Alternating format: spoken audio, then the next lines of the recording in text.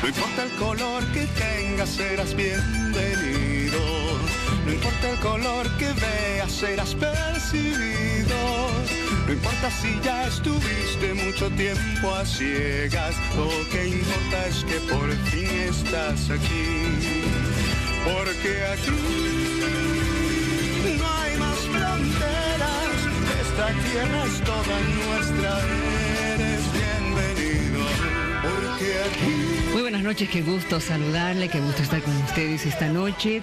Temas importantes, el 20 de octubre son las elecciones, pero también es el Día de la Paz, estaremos hablando de ello. Las 5 de al día. La tarea más inmediata sería la aprobación del Código Administrativo. Tenemos un fárrago de disposiciones legales en el ámbito de materia administrativa, que a veces se hace una compleja en el entendimiento y el criterio.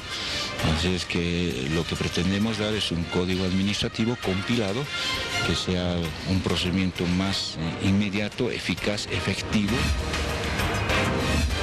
Saludamos la baja de tensión en Potosí, que le permite a la ciudadanía ejercer su derecho como corresponde. La mejor forma de expresar nuestro rechazo a un gobierno con el que no estamos de acuerdo es en las urnas. Demasiado importante porque todos apostamos a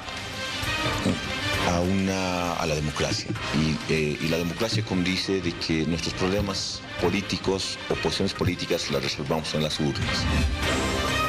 Así es como llegó hasta dependencias policiales en La Paz el principal sindicado de vejar sexualmente a una pequeña de 7 años de edad en la localidad de Huanay, en los Yungas de La Paz. Esto luego de su traslado desde la ciudad de Cochabamba, donde fue capturado.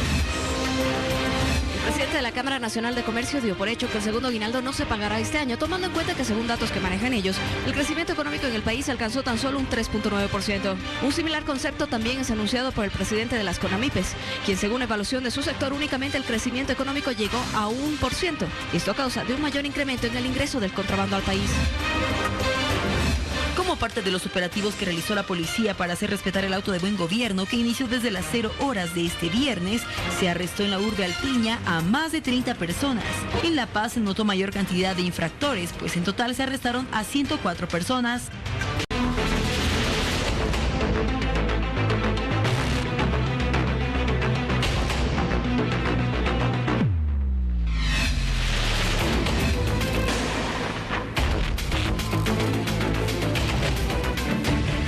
Violencia hacia la mujer grave, porque también la violencia hacia los niños, niñas, persisten.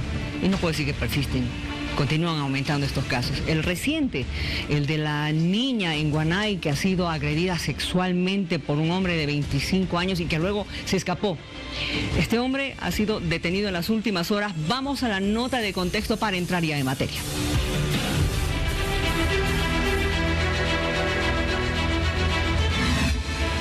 Así es como llegó hasta dependencias policiales en La Paz el principal sindicado de vejar sexualmente a una pequeña de 7 años de edad en la localidad de Huanay, en los Yungas de La Paz.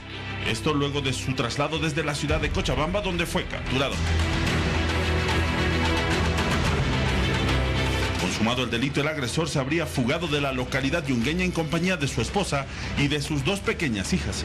Su esposa de 18 años aseguró desconocer la situación.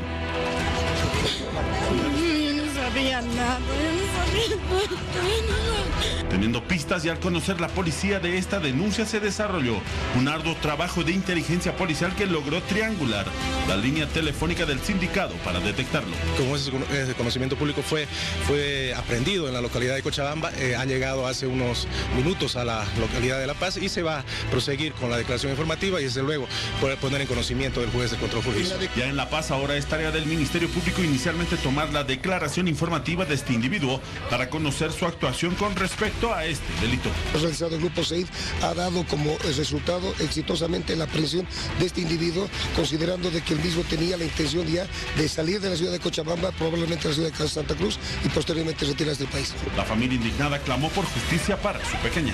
El abogado de la familia aseguró que se buscará la pena máxima para el autor del delito y adelantó que la pequeña afectada necesitaría una segunda intervención quirúrgica.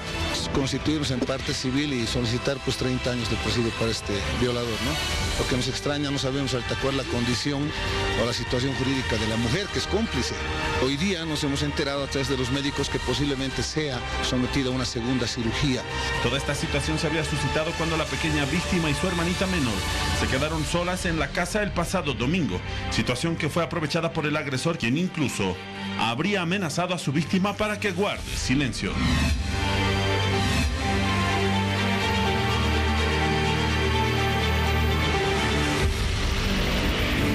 Terrible, ¿no es cierto? Nos duele en el alma ver que no se respeta la edad, la condición, absolutamente nada.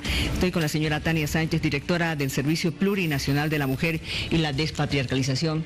Bienvenida. Miriam, ¿cómo estás? Muy buenas noches. Qué terrible esta información.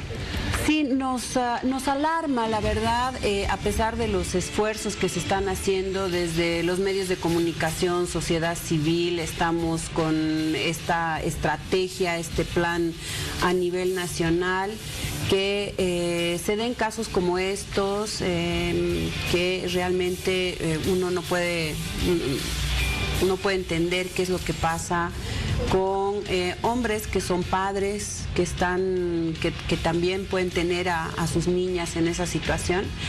Y que bueno, lamentamos muchísimo, pero también valorar la celeridad de la policía y de los operadores que han prestado y que han tenido una celeridad en el tratamiento de este caso. Parte de lo que se está planteando, y creo que se están evidenciando en los últimos casos, tanto la policía, fiscalía, Tribunal Supremo y DIF, todas las instancias estamos con el compromiso de darle respuesta oportuna a este tipo de casos, a cualquier caso de violencia en contra de las mujeres, y demostrar que el sistema de justicia sí está funcionando. A ver, hemos hablado bastante de los feminicidios, de la violencia hacia la mujer, pero evidentemente el tema de los niños, las niñas, nos está realmente llamando la atención, y además diciéndonos de que aquí se están descuidando muchas cosas. Yo no sé si coincide conmigo, porque cuando le digo de que sí hay maltrato a los niños y niñas, digamos a la niñez en general, hay maltrato, hay violaciones, también hay infanticidios. Sí, sí. Y en el caso de las violaciones y el maltrato, se acude a una entidad como las defensorías, que al final vuelven a llamar a la familia para devolverle a la misma familia maltratadora a un menor de edad.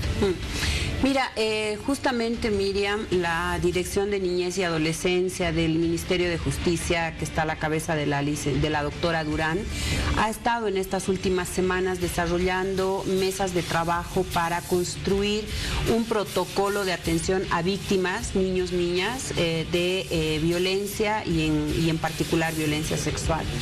Estas próximas semanas, conjuntamente con el Ministerio de Justicia, el sistema asociativo, ACOBOL, estamos convocando a todas las defensorías, los servicios legales integrales, los SLIMs, la FELCB, para desarrollar un encuentro nacional en el que evaluemos cómo estos servicios están prestando sus... y valga la redundancia, la atención, pero además, ¿qué es lo que nos está faltando mejorar? Ya por mandato del presidente y en el plan de acción de lucha contra los feminicidios, una de las acciones que se nos plantea es la elaboración de una política pública de respaldo a las víctimas, a las familias víctimas de feminicidios, pero también a las familias víctimas de violencia sexual, ¿no? Esto que tú manifiestas, muchas veces hay niños, niñas, como la nota que acabamos de ver, que están saliendo, que salen de un acto tan deplorable, y es cómo acompañamos a que esa niña, a que ese niño en muchos casos realmente vuelva a retomar una vida normal. Y no es solamente la atención a la niña o al niño, es también la familia, porque queda un estigma en la misma sociedad, ¿no? Y es algo que sí, estamos trabajándolo, esperamos tener una política más clara, además articulando las acciones con las defensorías, la policía, centros también de apoyo psicológico. Ahí hemos estado el día de ayer en la Universidad Católica, justamente con la directora de Niñez y Adolescencia, en unas jornadas para trabajar con abogados, abogadas y voluntarios que prevean y hagan un trabajo también de articulación, de respaldo a niños y niñas que son o que han sido víctimas de violencia. Y este es otro de los aspectos, y bien que lo menciona, porque la asistencia judicial, por ejemplo, la asesoría judicial para una víctima de violación y para la familia de la víctima es prácticamente nula. Es parte de aquello que estamos planteando mejorar y que de hecho en los últimos meses, Miriam, como tú sabes, a partir de la aplicación de la ley 1173, viene ya en noviembre se empieza a poner en marcha esta norma. Nos hemos cuestionado también el hecho de que es importante prestarle atención al sistema judicial, sí, es muy importante, porque necesitamos que las víctimas y las familias tengan también una respuesta. Sin embargo, hay una otra parte que tenemos que desarrollar y que ahí el concurso de nuestras universidades, de centros de apoyo además a las víctimas y del apoyo también en términos de la asesoría, y ahí el rol importantísimo que va a llevar la Fiscalía es importante, ¿no? El hecho de que las víctimas tengan un acompañamiento con calidad, con calidez y con celeridad. El trabajo que ustedes están realizando aquí en la dirección de este servicio justamente para atender esta temática, esta problemática, lleva poco tiempo. ¿Cuánto hemos avanzado? Mira, Miriam, nos han planteado al servicio varias tareas, entre aquellas estamos en la implementación del Plan de Acción contra los feminicidios y la violencia machista, que tiene por objetivo feminicidios, infanticidios y violencia sexual a niños, niñas, adolescentes. Estamos nosotras haciendo el seguimiento específico y acompañamiento a las acciones que están siendo lideradas por otras instancias. Se ha avanzado muchísimo, se han reasignado recursos para municipios, gobernaciones y la FELCB, casi se han duplicado el porcentaje de recursos, eso está en marcha. El 25 de noviembre vamos a presentar un informe. El sistema educativo, el Ministerio de Educación ha dado grandes avances en estos últimos meses bajo el liderazgo del ministro.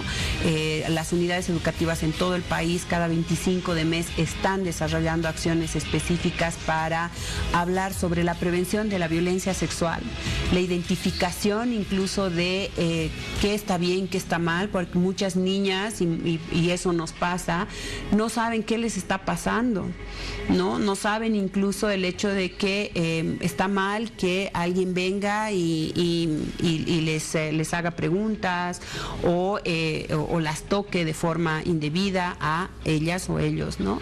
Entonces se están hablando desde estos temas, se está trabajando en una propuesta de currícula específica que esperamos el próximo año ya esté vigente. Lo propio, se está haciendo un trabajo importante en la Comisión Interinstitucional de agilización y priorización de casos de feminicidios, infanticidios y violencia sexual, con el concurso de el Ministerio Público, el órgano judicial, el Tribunal Supremo, que hemos estado trabajando estas semanas. De hecho, un equipo está hoy en la ciudad, ha estado estos últimos 3 días en la ciudad de Tarija viendo los casos en relación a y mira, en Tarija la mayor cantidad de casos y lo más preocupante justamente son casos de violencia sexual a niños y niñas, ¿no? Entonces hay avances que los vamos a en detalle ir presentando en breve.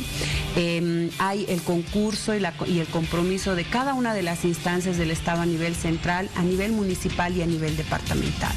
Nos está faltando, todavía nos falta el seguir fortaleciendo acciones con sociedad civil, con los padres, las madres de familia, los medios de comunicación. Ustedes se han sumado, creemos que igual ahí vamos a estar en estos meses desarrollando mayores acciones, y desde todos los espacios también y con buenas noticias se está avanzando. De hecho, el día de ayer ya el presidente lo mencionaba en su cuenta digital, a partir de la iniciativa y el liderazgo del Ministerio Ministerio de Planificación de la ministra Prado, en articulación con el PNUD y el servicio, presentamos hace unos meses una propuesta a un fondo sur-sur de la India para trabajar una propuesta de política pública de cuidados, de cuidado de la primera infancia.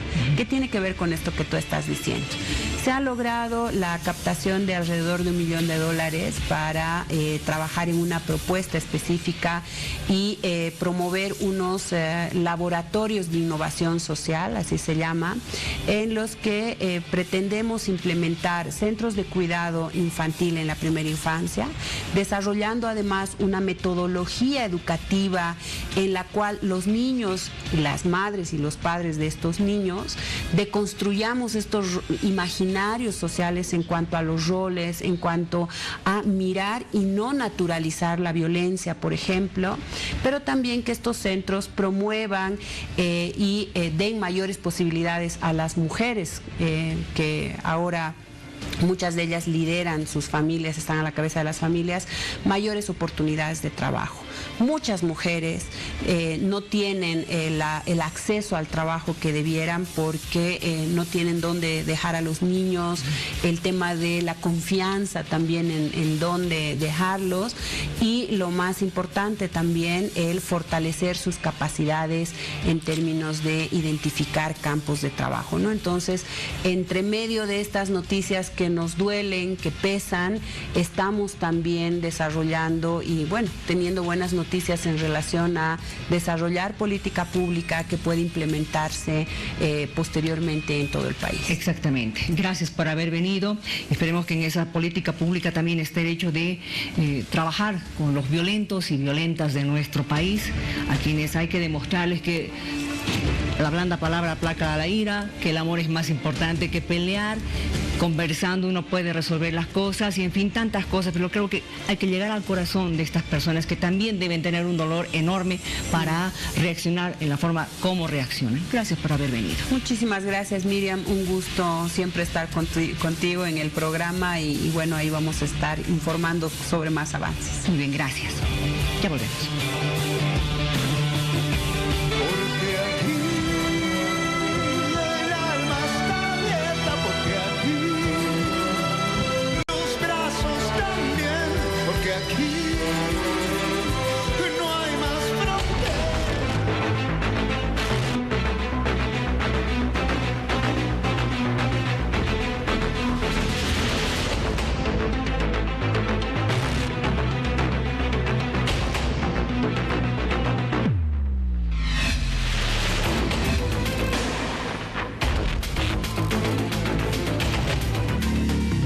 Hace más de una semana ha aparecido a través de las redes sociales la declaración de un supuesto diácono del Vaticano denunciando a presidentes y expresidentes de Latinoamérica, de quienes dijo que tenían unas cuentas fabulosas en el Banco del Vaticano.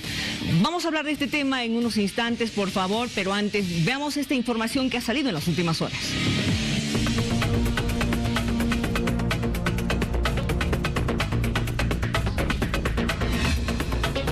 Hace algunos días se difundió la entrevista de un aparente diácono, declarando en un medio televisivo y que apareció en las redes sociales, involucrando a personalidades de América Latina, asegurando que tendrían cuentas falsas en el Banco del Vaticano, inclusive con la complicidad del Papa Francisco. Es el ingreso de las últimas declaraciones juradas, creo, de Evo Morales en Bolivia, habla en dólares y cómo justifica eso, con un sueldo presidente de Bolivia. Lo mismo que pasa acá con Cristina Fernández Kirchner, lo mismo que pasa con Bachelet, lo mismo que pasa con Lula. A Lula lo agarraron y lo pusieron preso por un departamento 3 ambiente. Estas supuestas denuncias no tienen ninguna base de veracidad y es importante asegurar que la fuente de estas carece de credibilidad, pues se trata de una persona que no es quien dice ser. Así lo afirmó en un comunicado del mismo Vaticano ni Cristina Fernández de Kirchner, ni Juan Manuel Santos, ni Luis Ignacio Lula da Silva, tampoco Evo Morales, Rafael Correa, Raúl Castro, Daniel Ortega o Nicolás Maduro. Ninguno de estos presidentes o expresidentes de América Latina tienen cuentas en el Instituto para las Obras de Religión, conocido coloquialmente como el Banco del Vaticano. En nuestro país, el arzobispo Jesús Suárez también desmiente estas denominadas falsas noticias. Nosotros hemos averiguado esta acusación de que presidentes de América Latina tendrían cuentas enormes, que a mí me gustaría tenerlas, en el Vaticano, es falso. Viene de un supuesto diácono que hubiera hecho desde la Argentina estas declaraciones. Una de las claves del origen de esta historia es Jorge Sonante, personaje argentino que se presenta como diácono de la Iglesia Católica. En los últimos meses, él se convirtió en un insistente denunciador del Papa Francisco en las redes sociales, con un objetivo concreto: señalarlo como corrupto. Acusaciones graves, jamás sustentadas por elementos creíbles.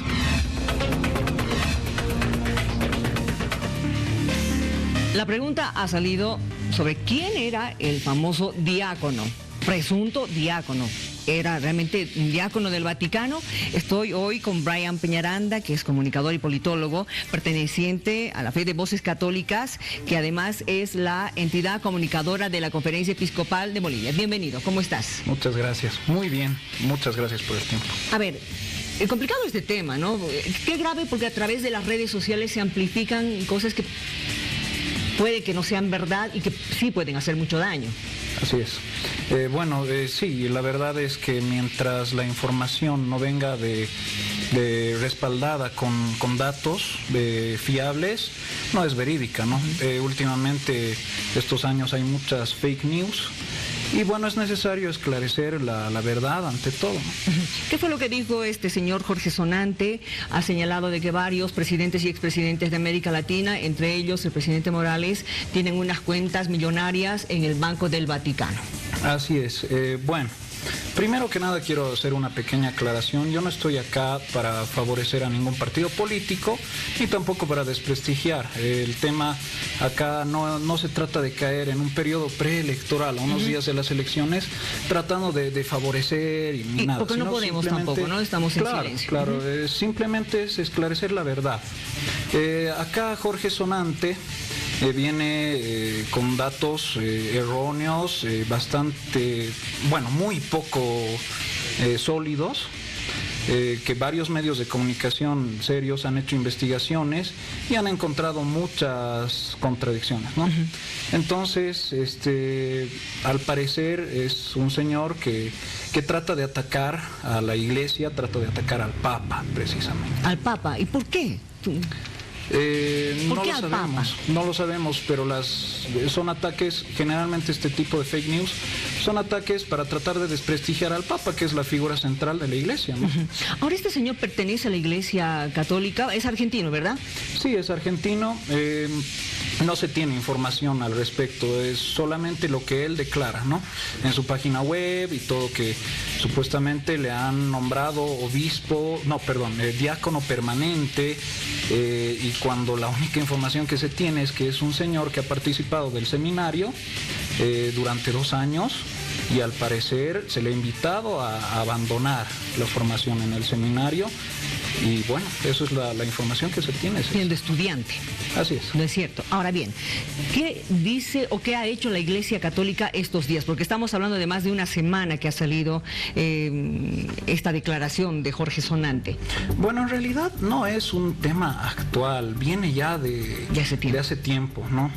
El 2018 se tienen algunas declaraciones y alguna circulación de este tipo de información que, claro, se ha viralizado en las redes sociales sobre todo, y que bueno, en enero de este año la anunciatura y claro, el encargado el representante del IOR del Vaticano ha sacado a la luz todo esto, ¿no? De que este señor Jorge Sonante está con datos falsos, ¿no? Ahora, ¿qué pasa? ¿Quiénes tienen cuentas en el Banco del Vaticano? Esto para que la población sepa. Bueno, primero que nada, yo no lo llamaría Banco del Vaticano. Ya. Es el IOR, Instituto de Operaciones Religiosas. En este caso, no existen cuentas bancarias de personas de ningún estilo, salvo comunidades y sacerdotes, ¿no? O sea, parroquias y comunidades arquidiocesanas, exacto. y las obras se encargan, o bueno, el IOR se encarga de únicamente guardar el dinero que ellos, o sea, las obras de la iglesia depositan para que ellas mismas las administren. Es una entidad totalmente independiente, ¿no? Sí pertenece al Vaticano, pero no se presta para ningún tipo de préstamos ni transacciones financieras, no da intereses, o sea, tasas de interés ni nada a nadie que no sea parte de la iglesia, sea sacerdote o sea una comunidad. Y de la iglesia católica en específico. Específicamente, así es, y paralelamente a ello, ¿no? Esto de las fake news de que surgen, que hay cuentas bancarias de líderes políticos a nivel Latinoamérica, de los gobiernos, es algo que, claro, obviamente representa parte de la ausencia de poder esclarecer la información, la libre, bueno, respetar la garantía al libre acceso de la información, que es un error muy común en los gobiernos actuales latinoamericanos, que claro, o sea, ¿por qué se tendría que hablar, yendo a este tema, ¿no? ¿Por qué se tendría que hablar justo con el Vaticano, del IOR, del Banco del Vaticano, qué sé yo, cuando, por ejemplo, han habido ataques ya hace tiempo, ¿no? Con ataques al presidente de que tenía igual cuentas en el extranjero en otros bancos. Entonces no es algo que sea nuevo, tampoco se ha esclarecido hasta ahora ese hecho. Sería bueno que se esclarezca, que ya nos iremos enterando, ¿no? Para saber qué ha pasado con ese tema. Monseñor Jorge Suárez, o Jesús Suárez, lo has escuchado. Jesús Suárez, quien ha señalado de que todo es falso, que es una mentira lo que se ha transmitido a través de las redes sociales con relación a este tema. Así es. ¿Se va a hacer algo con relación a este señor, a Jorge Sonante? Sí, por supuesto que sí, se van a presentar medidas legales que obviamente a través de estas fotos que han habido de documentos, porque él ha mostrado, sí, supuestamente, comillas, que son prácticamente, que tenemos pruebas de que son prácticamente escáneres de documentos sobre bases de algunos documentos modificados para que parezcan oficiales y no son oficiales. Claro, con números de cuentas. Con números de cuentas y todo, direcciones que no pertenecen, no corresponden. Muy bien. ¿Eso lo va a hacer la Conferencia Episcopal? No, lo va a hacer el Estado Vaticano de manera directa. ¿Directamente? Sí. Muy bien. Sí. Vamos a esperar esa información y la confirmación de lo que nos estás indicando, pero es bueno que aclaremos esto. Hay que tener mucho cuidado realmente con las redes sociales. Así es. ¿No? Con este tipo de información que circula, hay que verificar 1, 10 veces, tal vez incluso un poco más para llegar al fondo de la verdad. Gracias por haber venido, Brian. Muchas gracias. Que te vaya muy bien. A ver, vámonos a una pausa, por favor. Enseguida estamos.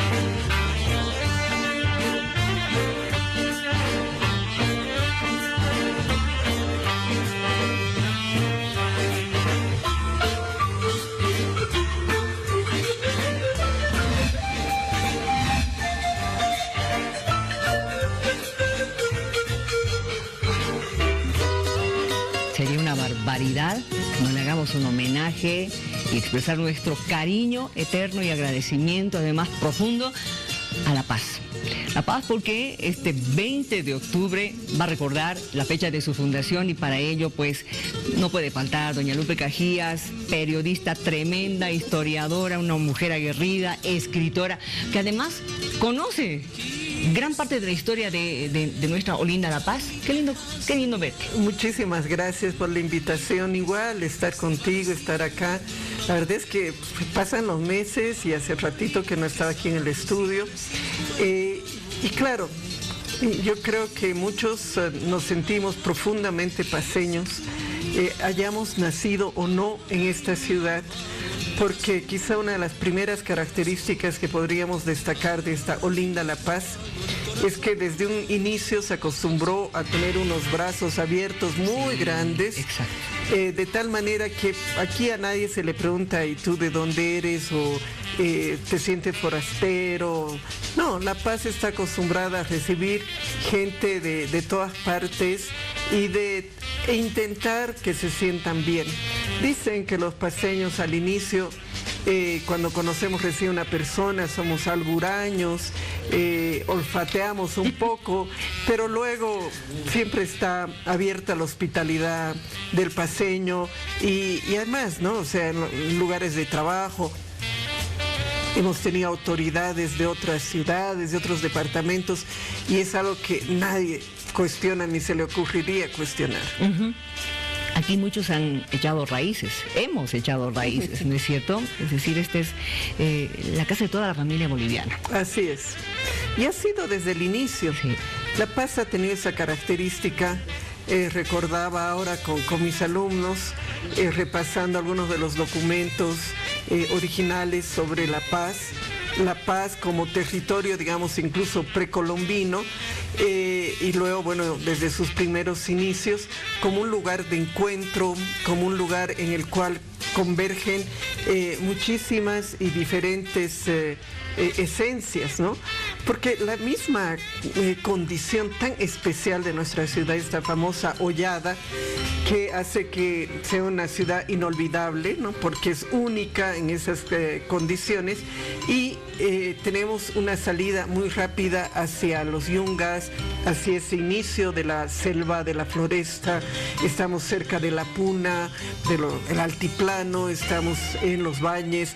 Este mismo lugar ha sido un bañe que supongo hermosísimo cuando llegaban las primeras huestes de los españoles, y ese es un lugar de encuentro, y aquí se encontraban desde tanto los caminos, los senderos que preparaban los señoríos aymaras con los pacajes que habitaban por acá, o también luego ya con la conquista de los incas poco tiempo antes de que lleguen los españoles. Sí, vamos avanzando un poquito en esa parte de la ciudad, porque yo ya me he imaginado lo del vallecito, sí, porque decían eso, ¿no? Que cuando llegaron los españoles vieron en la hollada un vallecito hermoso donde llegaron a descansar.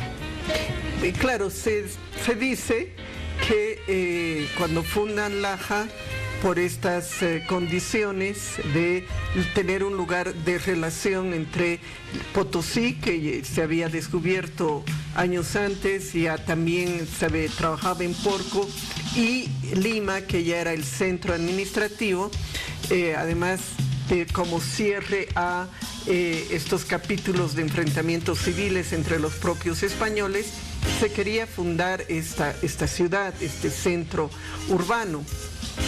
Inicialmente se lo hizo en Laja. Seguramente venían y encontraron esa planicie, pero rápidamente se dieron cuenta que en Laja faltaba agua y faltaba leña. Entonces siguieron avanzando y como le ocurre aún ahora a un viajero, de pronto, después de ver esa planicie, el barranco enorme, sollada, ese territorio accidentado, lleno de árboles. Bueno, en ese momento corrían los ríos cristalinos, y al fondo, pues, el símbolo mágico, nuestra montaña de luz, el Illimani, y escogieron quedarse acá, ¿no? Pocos días después del 20, creo que es el 24 de octubre, ya se hace el acta oficial de fundación en lo que es ahora Churubamba, ¿no? El barrio de Churubamba. El barrio de Churubamba, donde está obviamente la Plaza Alonso Mendoza, lo que luego se va a conocer como San Sebastián. Ahí ya llegan los primeros que se van a repartir los solares, van a trazar la ciudad con este famoso damero renacentista, y van a establecer lo que es característica en todas las ciudades coloniales, sobre todo hispanas, de tener el cabildo, el lugar de la horca, el lugar de la iglesia, el lugar de donde se van a tratar diferentes temas de la organización de la ciudad y obviamente un mercado, y según parece ya cerca existían estos tambos y esta condición se ha mantenido hasta ahora, ¿no? Porque todo lo que es el Mercado Rodríguez, o sea, a partir de la Sagárnaga sabemos que todo es comercio y eso empezó desde la época precolombina y muy rápidamente desde la época de los españoles. Bueno, todavía se mantienen, a propósito, los edificios y las construcciones de aquella época, ¿no? Estamos batallando mucho con eso, con la modernidad, el casco viejo ya prácticamente está desapareciendo, es una pena. Claro, hay una falta de cuidado y lastimosamente la gran pelea que hicieron historiadores y arquitectos por defender la Plaza Mayor, hoy conocida como Plaza Muriño, porque es realmente impensable lo que ha sucedido de haber afectado de tal manera con la famosa Casa del Pueblo y con el actual edificio de la Asamblea de la Asamblea Legislativa, que ahora yo mismo pasaba por ahí, decía, en 10 años ha cambiado mucho la fisonomía de La Paz y por eso no hay un centro, digamos, acogedor como ha logrado recuperar Quito, que ha sido un trabajo muy fuerte, Panamá, que no tenía grandes restos, pero han hecho una intervención en el centro de la ciudad muy interesante, y bueno, por ejemplo, Cusco ha recibido el apoyo de los propios españoles para recuperar la ciudad y el centro, sobre todo después de las guerras que padeció Perú entre los años 80 y 90 del siglo pasado, ¿no? Entonces, en La Paz hemos hecho lo contrario y si usted se fija en la Plaza Murillo, hay un deterioro muy grande, ¿no? En la esquina del Museo de Arte se ha hecho esta pintura que también ha sido muy criticada porque ha tapado la piedra, lo hermoso que era ese antiguo edificio de la Casa de Arana, el lugar del Museo Nacional de Arte. Digamos, en el lado, en la diagonal, está la destrucción, la caída por causas naturales, porque nadie mantuvo una de las más antiguas casas coloniales. Y frente a la Cancillería también hay otro edificio que está a punto de caer. La famosa casa de Rosa Gramont. Entonces, es una lástima que no hay el cuidado. Sin embargo, por suerte hay siempre algo de cal y otra de arena. Se ha recuperado muchísimo, por ejemplo, la Sagárnaga y lo que es la Linares y estas calles que son las más visitadas por los turistas.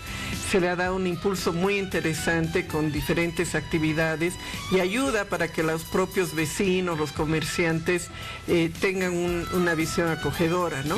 Pero falta muchísimo. Falta mucho, es cierto. Pero hoy, por lo menos hoy, queremos decirle a La Paz que la queremos, es muy importante para todos nosotros, para Bolivia entera, y que a través de las palabras de la señora Lupe Cajías y de este medio, pues, queremos rendirle un homenaje, todo nuestro cariño. Gracias por venir. Muchísimas gracias, y para ustedes igual, y a todos los paseños y habitantes de La Paz, un abrazo enorme este domingo 20 de octubre.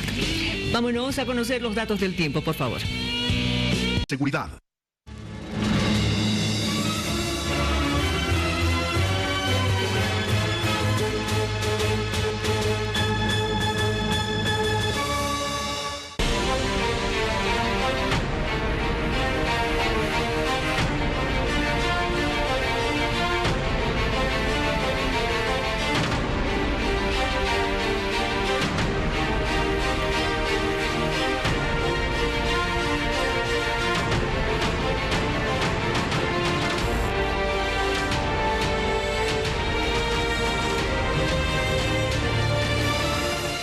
Tenemos la visita del coronel Jaime Zurita Trujillo, que es el comandante nacional de tránsito, para conversar con él sobre todos los preparativos que se están haciendo para el día de las elecciones. Bienvenido, muy buenas noches. Miriam, muy buenas noches, gracias por la invitación. A ver, tenemos ya todo listo. ¿Qué van a hacer? ¿Cuántos efectivos de la policía van a estar por todo el territorio? Bueno, el Comando General ha dispuesto de que todo el efectivo, el 100% de los efectivos policiales, estemos acuartelados ese día, y eso implica que los 39.000 policías vamos a estar trabajando ese día, y para ello se ha emitido un plan de operaciones. Entenderán que el plan de operaciones tiene una fase preoperacional, operacional y posoperacional. Ya la fase preoperacional se está ejecutando, ya se han hecho las coordinaciones, se han determinado los puntos estratégicos y todo aquello, ¿no? Y entonces ya estamos listos para nosotros trabajar el día de las elecciones, y de tránsito vamos a tener de los 39.000 aproximadamente unos 2.200 policías que se van a dedicar a tareas de tránsito, es decir, urbano, rural, carreteras y todo aquello, ¿no? Bueno, ese día solamente pueden circular vehículos que tengan el permiso del tribunal. Sí. Ningún otro vehículo más. Ningún otro vehículo. La restricción corre desde las 0 horas del día domingo hasta las 24 horas. Esto por temas de seguridad, porque se ha estado diciendo ahí que a partir de las 6, 7 van a poder circular, especulaciones por las redes, pero la norma establece que desde las 0 horas hasta las 24 horas. No puede haber circulación vehicular. No. Ni motocicletas, ni bicicletas. Ni bicicletas, ni motocicletas, ni vehículos, ningún vehículo automotor. Ah, perfecto, eso es bien importante. ¿Y en las ciudades, en las provincias, en carreteras, en todo lado? En todo lado. La ley rige a nivel nacional y bueno, la policía la va a hacer cumplir. ¿Y qué va a pasar con aquellas personas que incumplan esta norma?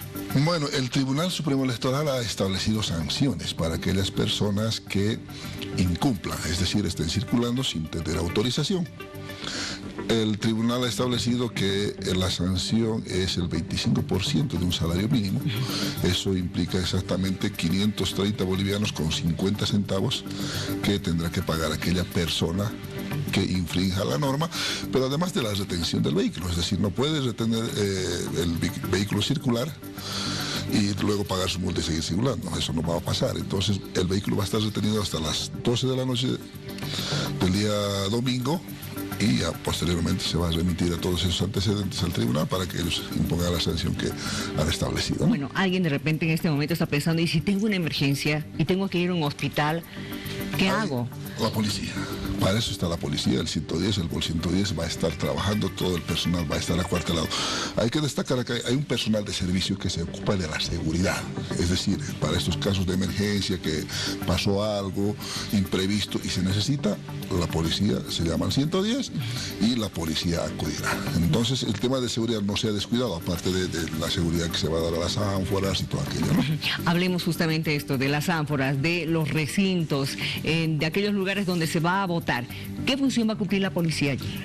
Bueno, esencialmente va a resguardar las ánforas y va a resguardar a los jueces electorales, es decir, a todos los miembros de las mesas electorales. Entonces, una vez que concluya eso, se va a hacer el escrutinio y se van a escoltar las ánforas, ¿no? Pero ese es un trabajo que está a cargo de los comandos departamentales, en realidad, ¿no? Ellos son los que están coordinando, nosotros estamos apoyando como parte del plan y estamos haciendo todas las coordinaciones de manera tal que todo salga como se ha previsto. A ver, ¿cómo han sido anteriores elecciones cuando usted estaba trabajando?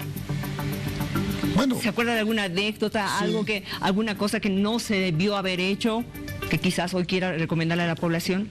Bueno, no que yo recuerde así con exactitud alguna nada, pero siempre la policía ha tratado de establecer los mejores mecanismos de seguridad y para ello hay un análisis también de inteligencia, ¿verdad? Es decir, se hace el trabajo del análisis y todo aquello. Entonces, en función de ello se van tomando determinaciones, se van viendo puntos estratégicos y todo aquello, de manera tal que el personal esté desplazado donde creemos nosotros que puede haber problemas. Pero todo está coordinado. Muy bien. Ahora, tengo entendido que desde las 0 horas de este viernes han estado en operativos intensos con esto de la ley seca.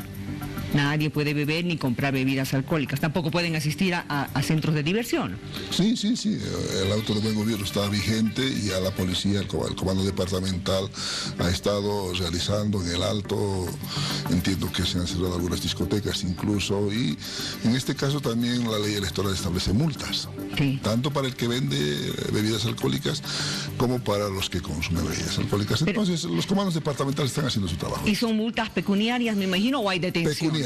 pecuniarias, y también en caso de que no puedan cubrir el pago de la multa, pueden ser sometidos a privación de libertad, ¿no? Eso significa que por favor no se atreva a incumplir con esta norma, ¿no es cierto? Como dice que por querer alegrarse un poco el sábado, después esté pasando un tremendo colero. Sí, seguro que sí. ¿No? Y esa es la recomendación, y especialmente a los conductores, porque ese día es una tentación, las calles vacías y nadie me va a ver, pero la policía que cumple una función integral va a estar trabajando. No quiere decir que solamente los de tránsito pueden intervenir a un vehículo, puede intervenir cualquier policía, porque la función policial es integral, ¿no? Entonces obviamente después se le llevará a las instancias que corresponden, pero el trabajo es coordinado. Bien, una vez más reiteremos el monto de esta sanción, cuánto tienen que pagar y dónde tienen que depositar este dinero.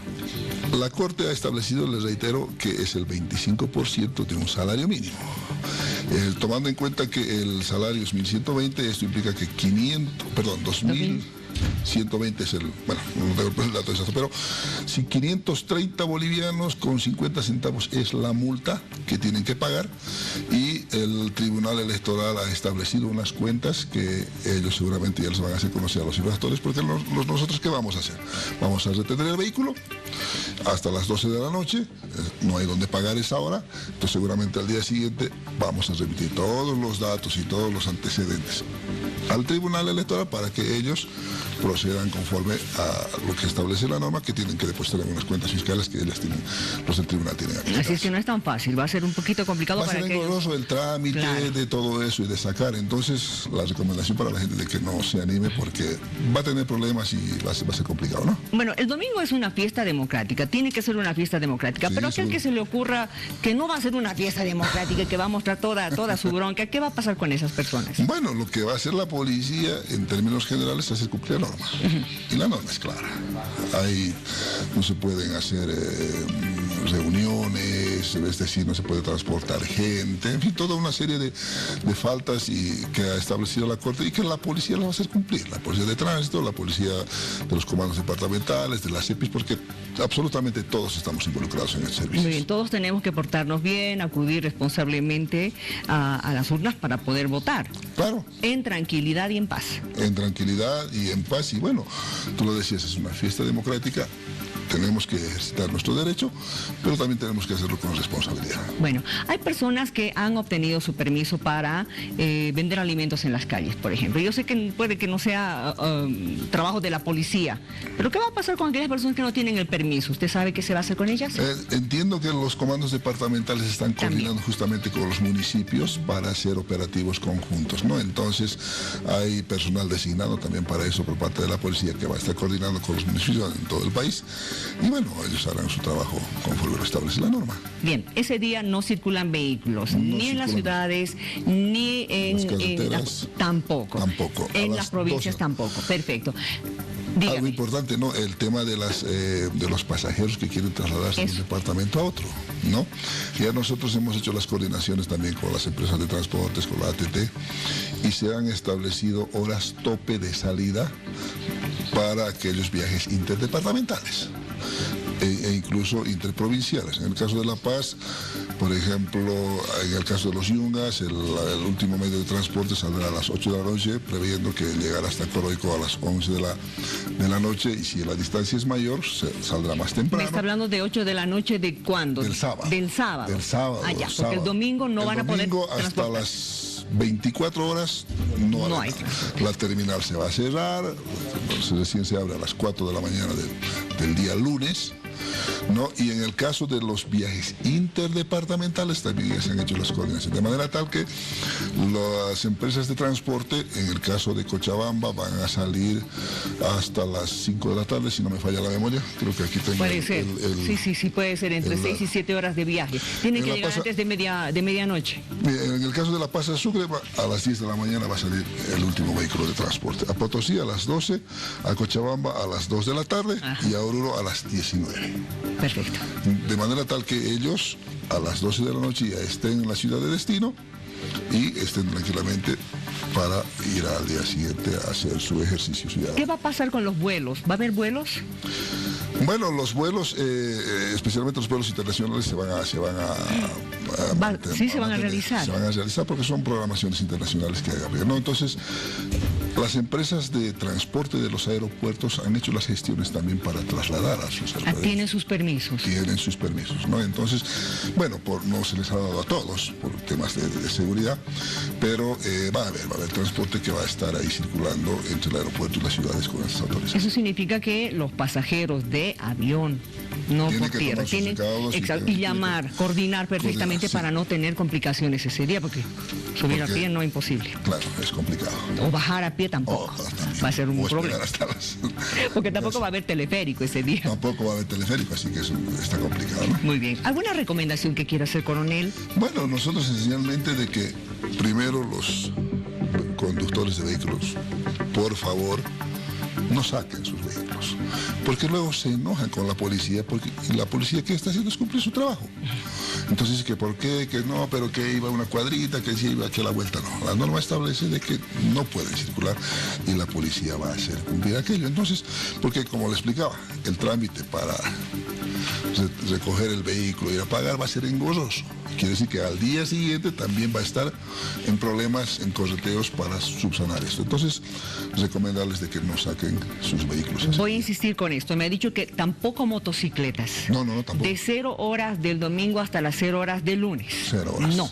¿Qué pasa con las bicicletas? ¿Qué pasa con los niños que quieren salir? Bueno, en este caso sí hay tolerancia, ¿no? ¿Sí? Porque sí hay tolerancia porque entendemos que se puede aprovechar la vía, son niños y todo aquello. No va a haber tolerancia, no es tan estricto ahí el tema de regulación. Entonces, distinto es de que se reúnan 50 bicicleteros y empiecen a transitar la ciudad, ¿no? Eso es otra cosa. Pero temas familiares que se los puede advertir en ese momento porque se identifica claramente que está la familia con el niño, no va a haber tanta... ¿Sabe qué me preocupa? El hecho de que no es un día del peatón. En un día del peatón no hay vehículos pesados en las ciudades porque evidentemente la familia sale a utilizar la calzada, ¿no es cierto? Las calles para jugar. Sacan triciclos, bicicletas, pero en este caso no, va a haber movilidades que van a correr.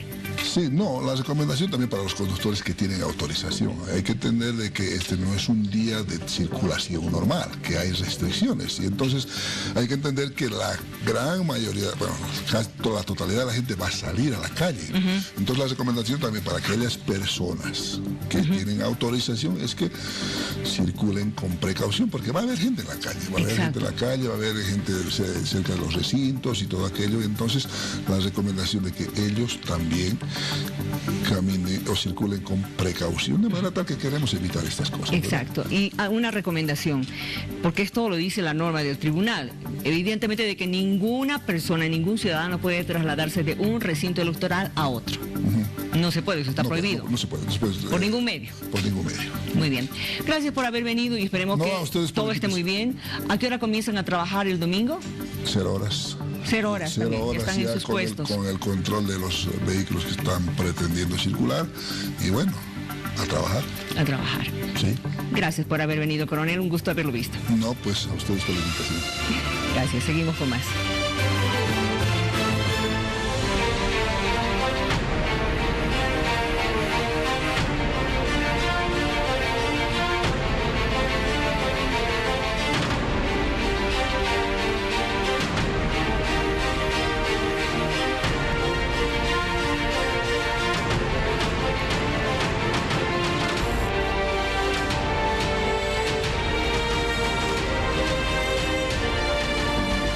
Abrimos este bloque con información importante previa a las elecciones del próximo domingo. Es información que a usted le va a servir porque en esta también vamos a incluir recomendaciones sobre lo que debe y no debe hacer. De principio, se espera que el próximo domingo usted pueda asistir con tranquilidad, con mucha responsabilidad hasta su recinto para emitir su voto. A solo un día de las elecciones nacionales existe inquietud por lo que pueda pasar en esta elección de mandatarios y legislativos para el país. Los políticos convocan a que esta sea una jornada tranquila y la ciudadanía pueda ejercer su voto democráticamente. Bueno, hermanas y hermanos bolivianos, es importante que construyamos y profundicemos nuestra democracia en Bolivia. Bolivia es uno de los países que mayor participación tiene en tema de votantes.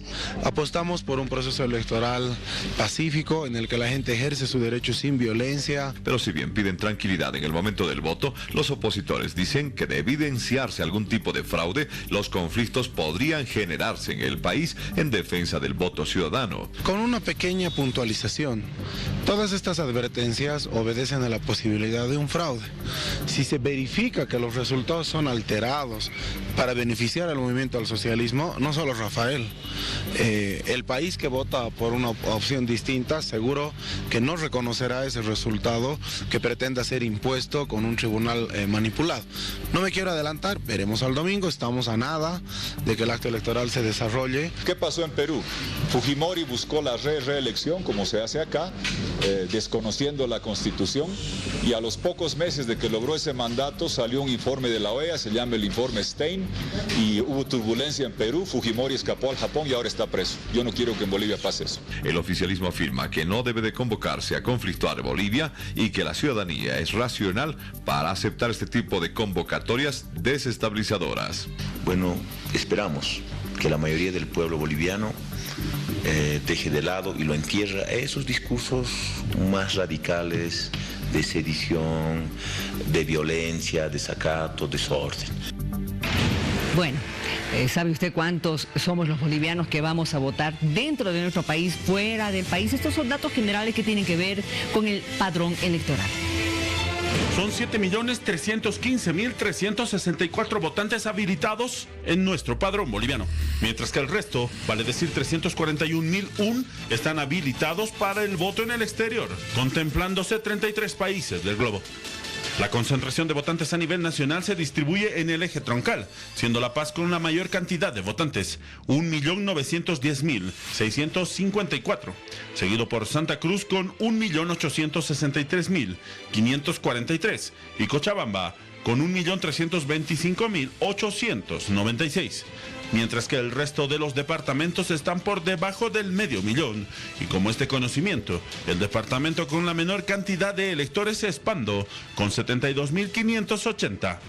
De acuerdo a las cifras totales del padrón electoral habilitado que apunta al Tribunal Supremo Electoral, para los comicios venideros se trataría del 51,1% de mujeres y 48,99% de varones a nivel nacional. Y al detalle se destaca la mayoría de mujeres habilitadas en 7 departamentos del país. Solo Beni y Pando muestran más varones. Respecto a la edad de los votantes habilitados, se destaca que el grupo etario de entre los 18 a 25 años son los que tienen mayor presencia. Asimismo, el grupo etario de 25 a 30 años queda en segundo lugar. Sumados estos grupos, existe un total de 2.402.649 ciudadanos en edad de votación joven.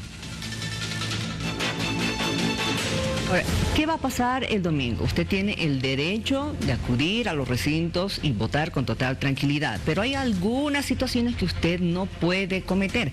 Es más, eso se llaman los delitos electorales. Si no se ha enterado de qué se trata, por favor, vea esta nota. Los casos que tienen que ver con faltas electorales son aquellos relacionados con la inasistencia de jurados a sus mesas, coacción, entre otros. Las organizaciones políticas pueden hacer faltas electorales, pueden generar, al momento de coaccionar a los jurados electorales, ellos de ninguna manera pueden influir o ponerse por ejemplo, un identificador, una chamana de una organización política es una falta electoral. Los delitos electorales se han denominado aquellos que tienen que ver con el uso de documentos falsos, instalación ilegal de mesas de sufragio. La convocatoria o ilegal ejecución de procesos electorales, doble o múltiple inscripción, coacción electoral, injerencia en la democracia comunitaria, falsificación de documentos o uso de documentos falsificados con fines electorales. Personas que cometan ese tipo de delitos serán sancionadas y derivadas al Ministerio Público, ya que en La Paz 36 fiscales estarán trabajando para atender esos casos, como también jueces. 3 fiscales específicamente para conocer lo que son los delitos electorales, y también estará el órgano judicial, lo que son los jueces cautelares, para conocer de manera inmediata. Durante este viernes se realizó una reunión entre el Ministerio Público, el Comando General de la Policía y el Tribunal Electoral Departamental, donde se coordinaron acciones para el trabajo encomendado durante el día domingo en la jornada electoral. Ahora bien, ¿qué va a pasar con los viajeros? Primero por tierra, para aquellos que tengan que trasladarse de un lugar a otro de nuestro país, hay horarios específicos para este sábado. Pero ¿qué va a pasar con las aerolíneas? Esto nos informan. Estos últimos días, previos a las elecciones generales, los vuelos desde La Paz a otros departamentos no habrían sufrido ningún incremento o mayor demanda, siendo aún los destinos Santa Cruz, Tarija y Cochabamba los de mayor interés. En realidad yo diría que el comportamiento ha sido normal.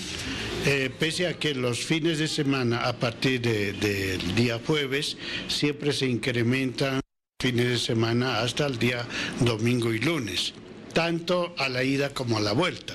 Uno de los últimos vuelos accesibles para aquellos que no tomaron las previsiones de retornar a su lugar de origen, en este caso Santa Cruz, tendrían como última opción un vuelo nocturno. Y Cochabamba, que es a eso de las 6:30, 7 de la noche, ¿no? Yo creo que en el transcurso de hoy todavía se va a vender bastante y hasta el día de mañana, que sería la última alternativa por este tema de las elecciones, ¿no? Recordemos que en el caso de los viajes terrestres que parten desde la terminal de buses podrán efectuarse hasta el día sábado, siendo la última salida a las 22:30, es decir, viajes de tramos cortos. Ahí tiene usted el detalle para que tome las previsiones necesarias de este caso. Ahora bien, estamos en auto de buen gobierno desde las 0 horas del viernes 18 de octubre. ¿Qué pasa? Que hay personas que han infringido en las últimas horas y la policía pues tuvo que actuar para hacer respetar este auto de buen gobierno. Como parte de los operativos que realizó la policía para hacer respetar el auto de buen gobierno, que inició desde las 0 horas de este viernes, se arrestó en la urbe Altiña a más de 30 personas. Los operativos que se han lanzado, que es el Tucuy, específicamente nos ha evidenciado que había locales que estaban funcionando sin autorización, en este caso 2 discotecas que se ha evitado cerrar y también tenemos 35 personas que por diferentes motivos han sido arrestadas o están consignadas en un registro correspondiente. En La Paz se notó mayor cantidad de infractores, pues en total se arrestaron a 104 personas. También tenemos como 35 casos que se han atendido en la unidad de conciliación ciudadana y familiar por diferentes motivos. Multas económicas y arrestos son las sanciones que se emitieron en estos casos. El auto de buen gobierno que rige en el país desde este viernes comprende la suspensión de toda actividad pública y privada, a excepción de los servicios de salud, entre otras medidas. Y bien, eso es todo en Bolivia Decide.